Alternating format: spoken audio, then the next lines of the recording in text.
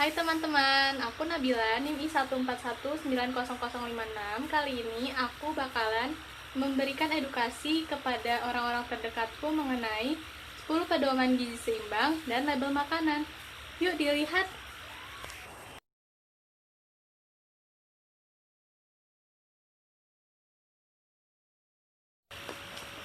Nadia, Novi, makan berdua aja gak bagi-bagi, bagi dong. Ntar dulu. Cuci tangan dulu, Bil. Nih gue udah cuci tangan loh, tangan gue bersihkan. Kak? Iya, gue udah cuci tangan. Yaudah. Demen banget sih lo berdua nyemil. Iyalah. Enak, bikin-bikinan. Apa sih? Kan gede kasih bikin. Masa sih? Gue punya info tahu buat kalian berdua tentang makanan kayak ginian, yang kemasan kayak gini. Kalian tuh harus banget ngeliatin label makanan kalau mau beli. Ini nih. Buat apaan? Ya biar misalnya lu tuh punya alergi, terus tiba-tiba di makanan lu itu ada bahan yang bikin lu alergi, terus tiba-tiba lu makan, kalau nggak dilihat kan lu jadinya keracunan. Iya sih. Terus taunya dari komposisinya. Yoi. Jadi ada beberapa hal nih yang harus diperhatiin pas kita lagi mau beli sesuatu. Pertama itu ada merek dagang. Ini contohnya kayak ini kan, 2 kelinci. Oke, terus habis itu ada lagi nama produknya. Ini nama produknya harus ada nama produk. Iya. Terus jenis produknya itu Tapi apa? harus ada BPO. Ya harus lah. Iya, BPOM. Harus dong. Kan ini tersertifikasi. Itu kalau yang nggak tersertifikasi gimana? Ya nggak bisa dibeli. Gimana sih? Habis kan ada banyak makanan di luar sana yang enak tapi tanpa sertifikasi gitu. Contohnya?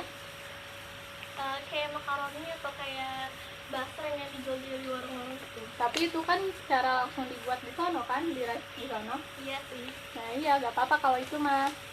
Jadi habis itu kan ini ada namanya nih, tiktak. Nah terus habis ini itu jenisnya apa? Jenisnya itu pilus. Nah itu kita tahu dari sini, dari gambar sama dari bacaannya. Nah habis itu yang harus kita perhatiin itu adalah daftar komposisi yang ada di belakang ini. Nih kayak gini. Nah ini kan ada kayak tepung tapioka, minyak sawit gitu-gitu kan. Nah takutnya ada salah satu bahan yang kalian nggak bisa makan, terus kalian makan jadinya keracunan gitu. Jadi harus dibaca. Nah habis itu kita perhatiin nutrition informationnya yang kayak gini. Yang diperhatiin itu pertama itu natrium atau kadar garamnya berapa. Nah sama jumlah sajian per kemasan. Nah ini kadar garam itu per sajian per kemasannya. Kan ini ada 4,5. Berarti dalam satu sajian itu ada 210 dikali 4,5. Nah itu jumlah garam yang ada di kemasan ini. Takutnya jadinya kita jadi kelebihan garam gitu kalau misalkan dikonsumsi semuanya dalam sehari. Nah terus habis itu ada pesan kesehatan. Nah kalau di sini sih gak ada ya sebenarnya. Tapi biasanya kalau di produk-produk lain tuh kayak misalkan susu, contohnya ada kayak tinggi kalsium atau tinggi vitamin C gitu, atau dapat memenuhi 100% vitamin C sehari gitu kayak Nutrisari. Nah habis itu ada berat sama isi. Ini contohnya berat isi. Ngapain sih lu ini? Berat sama isi ini. Itu fungsinya emang buat apa sih?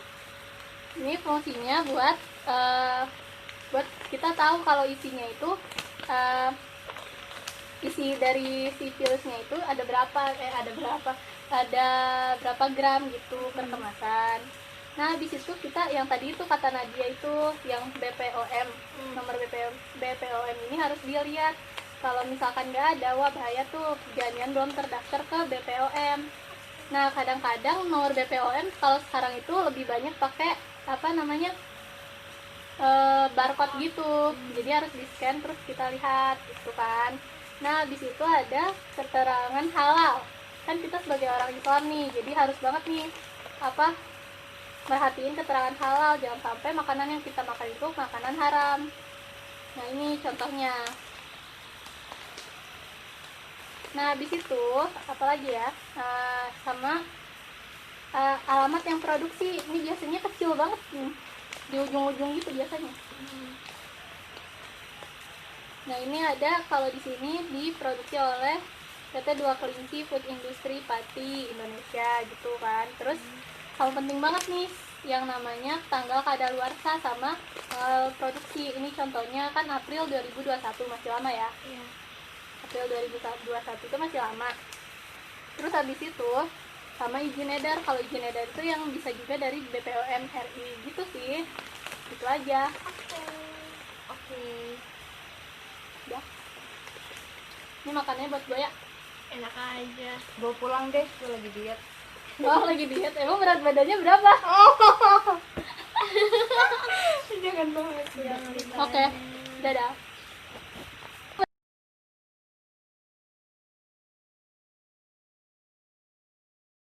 Mama di sini kakak mau ngasih tahu mama tentang 10 pedoman gizi seimbang. Kira-kira mama tahu gak sih tentang Nggak tahu pedoman? sih, nggak tahu jelas sih kalau gizi seimbang itu yang bagaimana. Kakak bisa terangin?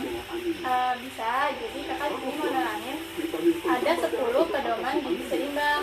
Yang pertama itu ada syukuri dan nikmati aneka ragam makanan. Nah itu kita jadi makan tuh kita dalam satu piring itu harus ada sayurnya, ada lauk pauknya, ada makanan pokoknya.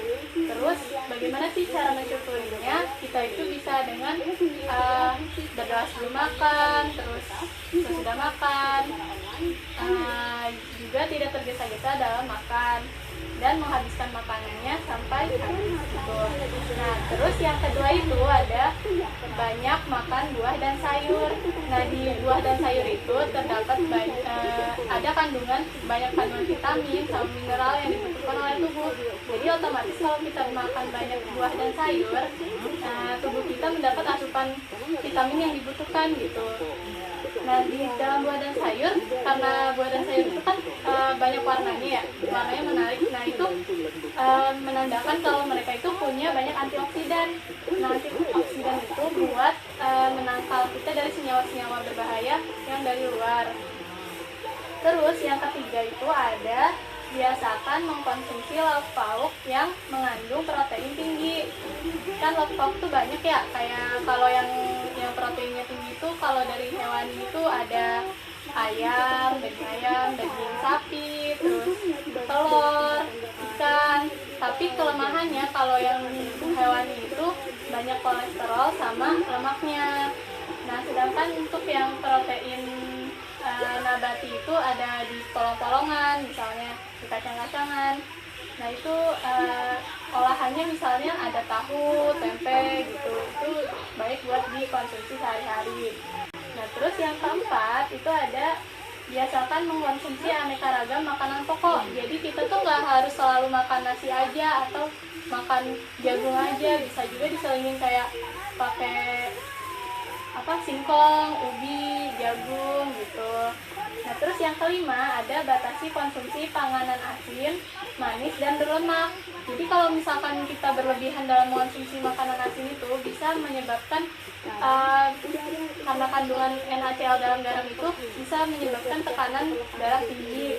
Terus misalkan makanan berlemak kita jadi gemuk dan obesitas gitu. Terus kalau ini ada nggak anjuran untuk perbatasan harus makan garam seberapa, asin seberapa, manis seberapa, terus lemaknya seberapa gitu ada?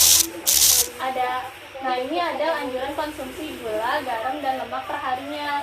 Kalau menurut Kemenkes itu gula itu kita maksimal satu hari itu 4 sendok atau 50 gram. Nah kalau misalkan buat garam kita cuma dibatasin cuma 1 sendok doang, 1 sendok yaitu 5 gram. Nah 1 sendok teh ya, bukan 1 sendok makan. Nah kalau yang buat lemak atau minyak gitu ada 5 sendok makan per hari atau 67 gram per hari gitu. Iya. Jadi itu harus mencukupi untuk tubuh kita, itu bisa mencukupi dan tidak berlebihan segitu itu. Iya, betul sekali. Terus habis itu yang keenam itu ada biasakan sarapan pagi. Nah, Mama udah biasa kan sarapan pagi. Nah, itu penting. Kalau misalkan ada orang yang ngomong, aku diet nih, aku nggak sarapan, itu salah besar. Ternyata kalau sarapan itu nggak bikin gemuk. Kalau nggak sarapan malah bikin gemuk gitu.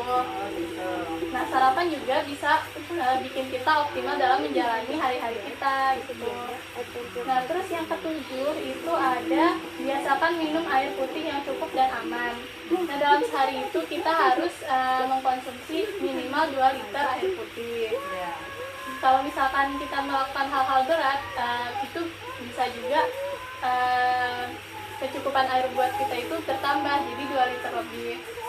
Nah, terus yang kedelapan itu ada cuci tangan pakai sabun dengan air mengalir. Jadi cuci tangannya harus pakai sabun terus dengan air yang mengalir, bukan di dalam ember terus dipopok-popok gitu. Nah, itu minimal 30 detik supaya kuman yang ada di tangan itu hilang. Nah, habis itu yang nomor 9 itu ada biasakan membaca label pada kemasan pangan. Kan biasanya mau suka beli makanan tuh, misal kayak gini deh. Nih, kayak gini. Nah, ini harus dibaca nih, ada nama mereknya. Terus ada yang produksinya siapa. Terus beratnya. Terus nomor BPOM-nya juga dicek, kalau nggak ada, wah bahaya tuh, jangan bukan produk yang bagus gitu. Terus sama ini Komposisi. ya komposisi juga dilihat. Nah, itu komposisi itu biar kita tuh ya, kadang-kadang kan ada, wah ternyata ada mengandung ini nih, jadi apa gatal-gatal alergi gitu. Terus ada juga informasinya gizi. Nah, ini dilihatnya kayak kandungan apa sodiumnya atau natriumnya atau garamnya gitu berapa persen, takutnya kan melebihi kebutuhan kita. Nah, itu bisa beresiko juga menyebabkan penyakit. Nah, terus juga di sini kan ada apa tanggal produksi dan expirednya. Nah, itu dilihat kalau beli sesuatu biar enggak kecap gitu. Terus yang ke 10 itu ada lakukan aktivitas fisik yang cukup dan pertahankan berat badan ideal. Nah, aktivitas fisiknya bisa berupa olahraga. Dalam sehari itu kita minimal 30 menit. Nah, itu bisa juga dicicil, misalnya 10 menit pagi, 10 menit siang, 10 menit sore gitu boleh. Nah, terus pertahankan berat badan ideal. Nah, ini bisa dipertahankan dengan makanan-makanan sehat gitu.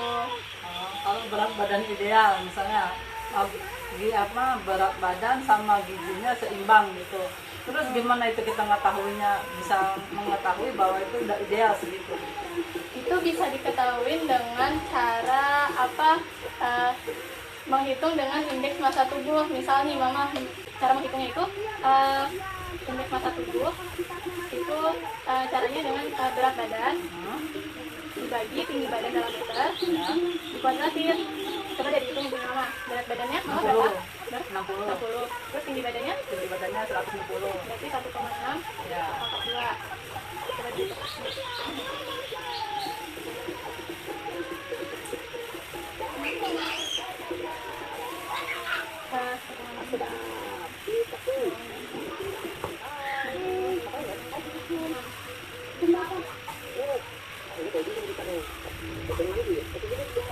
Nah, ini kan tertera di sini 23,43. Nah, kalau buat berat apa sih buat IMT yang berat yang ideal gitu ya. Kalau mau tahu ideal apa enggaknya, kalau ideal itu sekitar 18,5 sampai 25,5 kan Mama 23,43. Itu artinya berarti Mama berat badannya masih ideal gitu, masih bisa toleransi. Kalau lebih dari 25 itu berarti beresiko obesitas. Kalau kurang dari 18 itu berarti Mama kurus gitu. Ya, gitu. Jadi kita harus jaga makanan sama olahraga gitu. Iya, betul sekali. Nah, setelah mendengar 10 pesan gizi seimbang ini, ada nggak yang belum Mama lakukan gitu? Belum melakukan apa ya?